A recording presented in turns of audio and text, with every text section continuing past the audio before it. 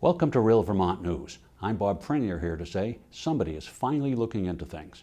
Today, we're looking into the astounding $4.5 billion debt Vermont must pay off to fully fund our state employee pension benefits and retiree health care benefits.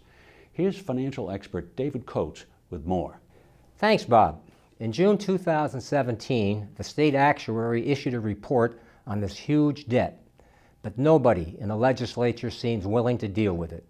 The report says Vermont's combined unfunded liability has increased by over $900 million just since 2016.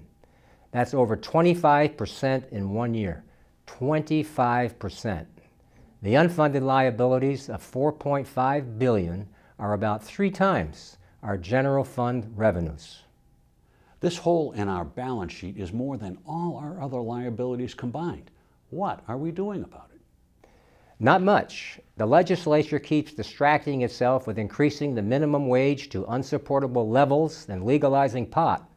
But meanwhile, the state missed an $85 million payment for retiree health care benefits in 2017, and that was a 57% increase over the 2016 payment. However, that payment wasn't made as well.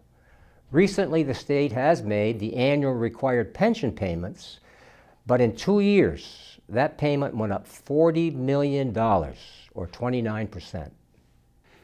So if we have these 57% and 29% yearly increases in our obligations, but state revenues are projected to only continue to increase around 3.5%, has anyone in government figured out how we're going to avoid going bankrupt and actually pay the retirement benefits to state employees?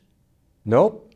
The state employee unions are asleep about this too. And it gets worse. When the state projects the interest we can expect to get for the funds we have collected and invested, they fantasize we're going to get a 7.5% return.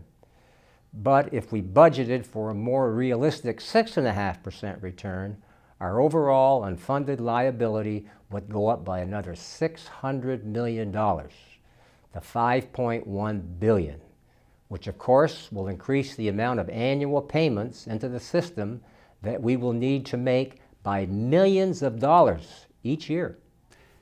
And if we don't make those payments, our AAA bond rating will be lowered, which increases the state's borrowing interest rate, which costs taxpayers more millions of dollars every year. So, if you think it's long past time to start asking hard questions about what state spending programs simply must be cut, or, heaven help us, what new taxes must be raised, like this video and click your Facebook share icon so all your friends can see it.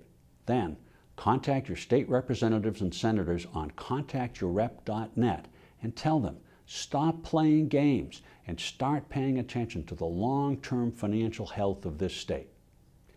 And that's all the Real Vermont News we have time for.